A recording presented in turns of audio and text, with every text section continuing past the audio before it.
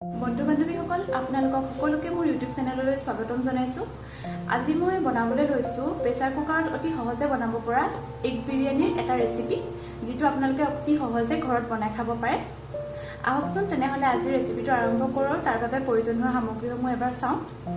তাৰ বাবে আমাক লাগিব পিয়াজ, আদা নহৰুৰ পেষ্ট, এয়া ধনিয়া, পুদিনা, কাটি লোৱা বিলাহী আৰু অলপ দৈ। আৰু এয়া দেখিছে কণী আৰু আলুখিনি মই আগতীয়াকৈ ফ্ৰাই কৰি লৈছো। আৰু এয়া হৈছে ফ্ৰাই কৰি লোৱা পিয়াজ। আপোনালোকে এনে ধৰণে বিৰিয়ানী দিবলৈ আগতীয়াকৈ পিয়াজ ফ্ৰাই কৰি ল'ব পাৰে আৰু ল'লে ভাল হয়। এয়া হৈছে মছলা। মছলাৰ ভিতৰত এয়া আছে আপোনাৰ গৰম মছলা, ইলাচি, দালচেনি আৰু লং। আৰু এয়া হৈছে ধনিয়া পাউডাৰ, জিৰা পাউডাৰ, কাশ্মীৰী ৰেড মিৰ্চ, গৰম মছলা, হালধি আৰু বিৰিয়ানী মছলা। আৰু এয়া বিৰিয়ানীৰ বাবে মই লোৱা চাউল মই বাসমতি ৰাইচ ব্যৱহাৰ কৰিছো। আৰু সাধাৰণতে বিৰিয়ানীত বাসমতিয়ে ব্যৱহাৰ কৰা হয়। চাউলখিনি মই আগতীয়াকৈ তিয়াই থোৱা নাই, মাত্ৰ ধুই শুকুৱাই থৈছো। আপোনালোকে এনেকৈয়ে থবচোন, পানীখিনি গলতে ফৰফৰীয়া হৈ আছে। আহক তেনেহ'লে আমি আজি ৰেচিপিটো আৰম্ভ কৰোঁ। এয়া মই গেছত কুকাৰটো পাতিছোঁ। মই প্ৰেছাৰ কুকাৰত বনাম যিহেতু একেবাৰে ইয়াতে বনাইছোঁ, এক্সট্ৰাকৈ আকৌ কেৰাহীত ফ্ৰাই কৰি নলওঁ। এতিয়া কুকাৰটো গৰম হোৱালৈ অলপ দেৰি অপেক্ষা কৰিব লাগিব। এয়া প্ৰেছাৰ কুকাৰটো গৰম হৈছে। ইয়াত মই তেল দিছোঁ। তেল মই মিঠাতেলে দিছোঁ।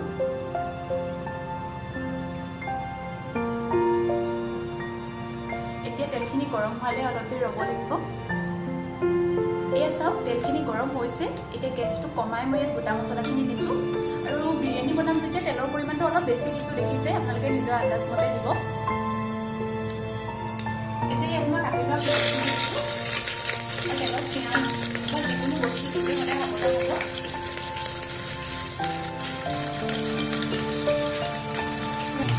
পিঁয়াজখিনি দি এতিয়া মই ভালদৰে লৰাই লওঁ।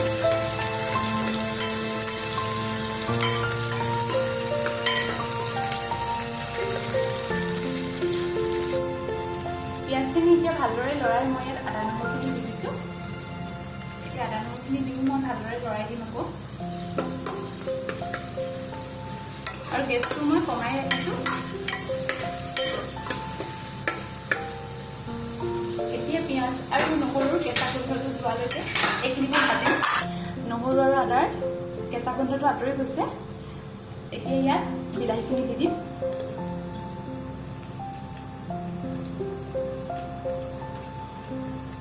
বিলাহীখিনি দিও আমি ভালদৰে ফ্ৰাই কৰিব লাগিব।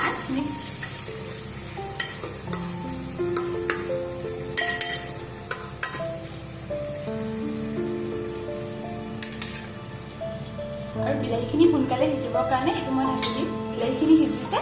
আৰু এতিয়া আমি ইয়াত দৈ দিম। আৰু দৈ দিয়াৰ আগতে গেছটো অলপ দেৰি অফ কৰি দিম, কাৰণ গৰমে গৰমে ইয়াত দৈখিনি দিলে দৈখিনি লগালগ ফাটি যাব। বস্তুখিনি অকণমান গেছটো অফ কৰি অকণমান ঠাণ্ডা হ'বলৈ দিম। তাৰপিছত মই ইয়াত দৈখিনি এড কৰি দিম। এয়া চাওক, আমাৰ বিলাহীখিনি দৈ দিব পৰা হৈছে।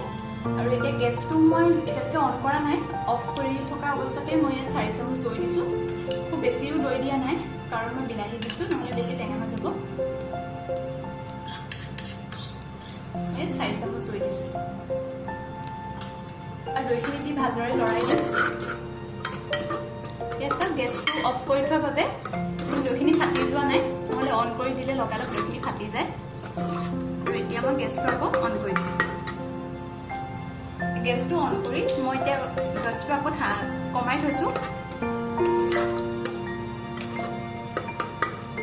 এতিয়া ইয়াত মই মছলাখিনি দিম।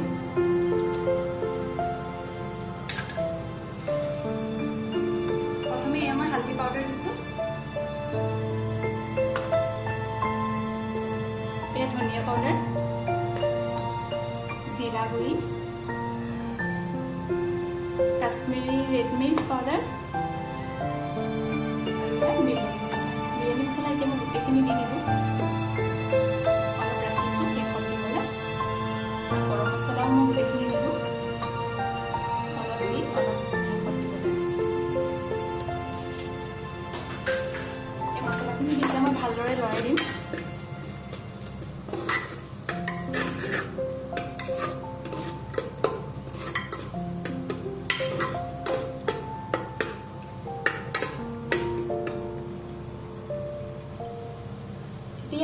নিমখ দিছোঁ, নিমখ আপোনালোকে সোৱাদ অনুসৰি দিব, আৰু দুটামান চেনিও দিছোঁ। এতিয়া ভালদৰে আকৌ লৰাই দিম।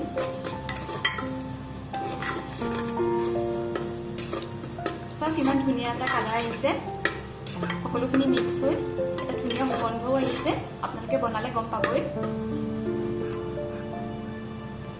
আৰু আপোনালোকে ইয়াত নিজৰ সোৱাদ অনুসৰি জলকীয়াও দিব পাৰে, মই সৰু এটাহে দিছোঁ। আমাৰ মছলাখিনি সিজিছে, তাৰ পৰা ধুনীয়া সুগন্ধ এটা ওলাইছে।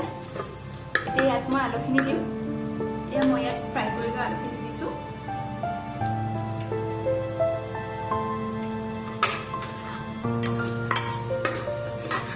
আলুখিনি দি মই ভালদৰে আকৌ লৰাই দিছোঁ।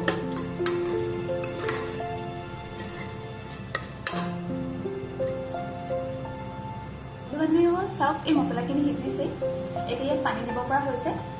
আৰু বিৰিয়ানীত পানীৰ পৰিমাণটো বেছি হ'লে খাবলৈ বেয়া হয়, সেইবাবে পানী দিয়াৰ আগতে আপোনালোকক এটা কথা জনাই থওঁ যে আপোনালোকে পানী দিওঁতে এটা কথাই মনত ৰাখিব যে মই ধৰি লওক এই গিলাচটোত মই এগিলাচ পানী চাউল দিছোঁ, আৰু পানী দিওঁতে মই এই গিলাচটোৰে এগিলাচ আৰু তাৰ 4/4 অংশ দিম। সেইমতে আপোনালোকে অনুমানটো কৰি ল'ব, তেতিয়া আপোনালোকৰ কোনো ধৰণৰ অসুবিধাৰ সন্মুখীন নহয় আৰু চাউলখিনি ধুনীয়াই হ'ব, এটা এটা হ'ব। এয়া চাওক মই পানী দিছোঁ, মই এগিলাচ পানী দিলোঁ আৰু এতিয়া ইয়াত 4/4 অংশ দিছোঁ। এইখিনি দি মই ভালদৰে লৰাই দিম।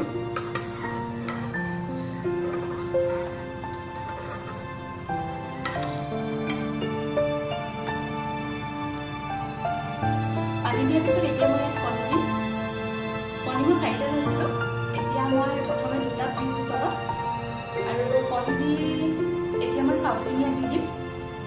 চাউলখিনি দিওঁতে আপোনালোকে চাব, আপোনালোকে হাতখনকে ঘূৰাই ঘূৰাই দিব যাতে চবফালে চাউলখিনি সমানেই হয়।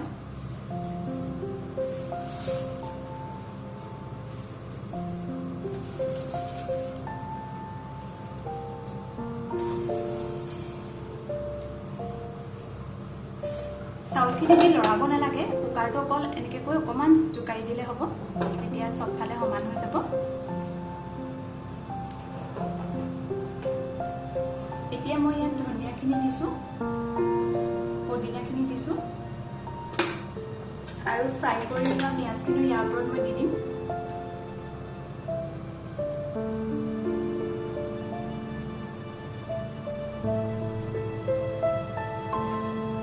বাকী থকা কণী দুটাও দি দিছোঁ।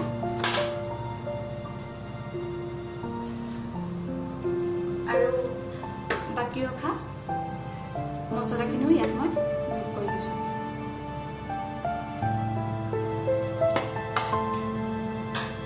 সকলোখিনি দি আকৌ এবাৰ মই কুকাৰটোলৈকে হিলাই দিছোঁ।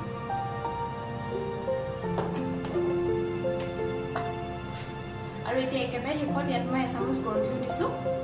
গুড় ঘিউ দিলে ইয়াৰ সুগন্ধটো ধুনীয়া হোৱাৰ লগে লগে ইয়াৰ খাবলৈও সোৱাদটো ভাল হয়, আপোনালোকে দিব। এতিয়া আমি গেছটো হাই ফ্লেমত দি এটা চিটি অহালৈ বাট চাব লাগিব। এটা চিটিতে আপোনালোকে অফ কৰি দিব। অফ কৰি ইয়াতে ঠাণ্ডা হ'ব দিম, আৰু একেবাৰে প্ৰেছাৰৰ হুইচেলটো ঠাণ্ডা হ'লেহে আমি এইটো খুলিম। বন্ধু বান্ধৱীসকল, আপোনালোকে সকলোৱে জানেই যে বিৰিয়ানীৰ লগত ৰাইতাটো হ'লে তাৰ জুতিটো আৰু অলপ বাঢ়ি যায়। এয়া চাওক, মই ৰাইতাৰ কাৰণে চব্জি কাটি লৈছোঁ। এয়া হৈছে গাজৰ, সৰু সৰুকৈ কাটি লৈছোঁ। এয়া পিঁয়াজ, আৰু ইয়াত আছে তিয়ঁহ, আৰু ইয়াৰ লগত আমি এতিয়া দিম দৈ।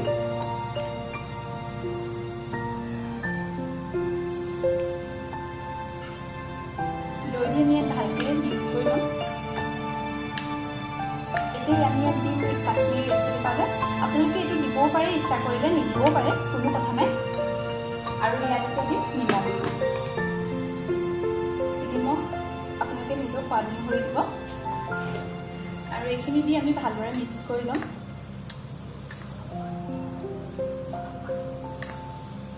বেছি ডাঠ হৈ থকা দেখিলে আপোনালোকে ইয়াত অকণমান পানী দিব পাৰে, সেইটো আপোনালোকৰ নিজৰ ইচ্ছামতে কথা। এনেদৰে ভালদৰে মিক্স কৰি ল'ব। দৈটো এনেও আমাৰ শৰীৰৰ কাৰণে ভাল, আৰু বিৰিয়ানীত যিহেতু অলপ মছলা বেছি দিয়া হয়, বিৰিয়ানী খোৱাৰ পিছত এনেকৈ দৈ খালে আমাৰ একো অপকাৰ নকৰে। আপোনালোকে এনেদৰে খাব। বন্ধু বান্ধৱীসকল চাওক, এয়া আমাৰ বিৰিয়ানী হৈছে। এতিয়া আমি এইখিনি ভালদৰে পৰিৱেশন কৰিম আৰু আপোনালোকৰ আগত আগবঢ়াম। বন্ধু বান্ধৱীসকল চাওক, এয়া আমাৰ এগ বিৰিয়ানী ৰেডি হৈ গৈছে।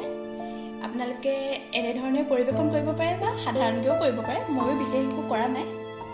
আৰু আশা কৰোঁ আপোনালোকে এই ৰেচিপিটো ঘৰতে ট্ৰাই কৰিব আৰু কেনেকুৱা পালে জনাব। যদি ভাল পায় তেনেহ'লে লাইক কৰিব, মোৰ চেনেলটো ছাবস্ক্ৰাইব কৰিব। ধন্যবাদ।